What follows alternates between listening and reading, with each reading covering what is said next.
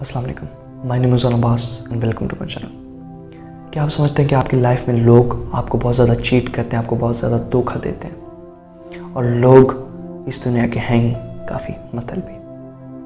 अगर आपके यही थॉट्स हैं तो ये चंद मिनट की वीडियो आपके थॉट शायद चेंज करते हैं। तो एक वाक़या मैं आपको बताऊंगा। एक लड़का था, वो एक बेकरी की दुकान पर जाकर एक बेकर को बटर प्रोवाइड करता था 1 kg। तो जब वो बटर प्रोवाइड करता था तो उसके बदले पहले ही उसे बेकर से वो लड़का 1 kg ब्रेड लेता था। तो जो बेकर था वो काफ़ी मसरूफ़ होता था अपने कस्टमर्स के साथ और फिर वो उसे बटर ले लेता था, मगर वो चेक नहीं करता था कि वाकई 1 kg है या नहीं। मगर एक दिन बेकर ने सोचा क्या वाकई ये जो लड़का मुझे 1 kg बटर देता है, ये इसके क्वांटिटी 1 kg ही है या नहीं। तो उसने चेक किया, तो जब बेकर ने देखा तो जो बटर था उसकी अमाउंट 1 kg से कम थी। इस पर बेकर बहुत ही ज़्यादा गुस्सा हुआ और फिर वो अदालत चला गया। उसने उस लड़के पे केस कर दिया। जब वो लड़का जज के सामने पेश हुआ तो जज ने पूछा उससे कि क्यों वो बेकर को चीट कर रहा था, क्यों 1 kg बटर प्रोवाइड नहीं कर रहा था। तो लड़के ने कहा कि मैं एक बहुत ही गरीब इंसान हूँ, मेरे पास कोई ऐसा इंस्ट्रूमेंट नहीं, मेरे पास कोई ऐसा परफेक्ट इंस्ट्रूमेंट नहीं जिसे मैं 1 kg बटर को नाप कर बेकर को प्रोवाइड करो।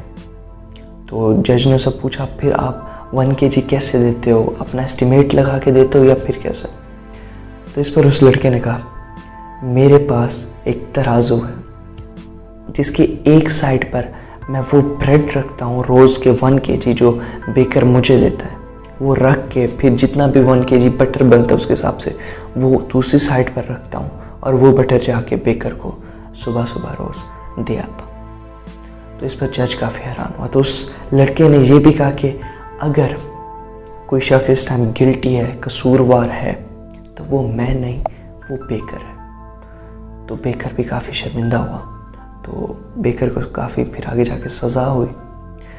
तो इस स्टोरी के बताने का मकसद ये था, अगर हम समझते हैं कि लोग हमें चीट करते हैं, लोग हमारी लाइफ में आकर हमसे बहुत ही ज़्यादा अनसिंसियर हो जाते हैं, तो कहीं ना कहीं शायद हम भी लोगों के साथ सही ना हो, हम भी उनके साथ अनसिंसियर हो, हम भी उन्हें चीट करते हो, हम भी उन्हें धोखा देते हो।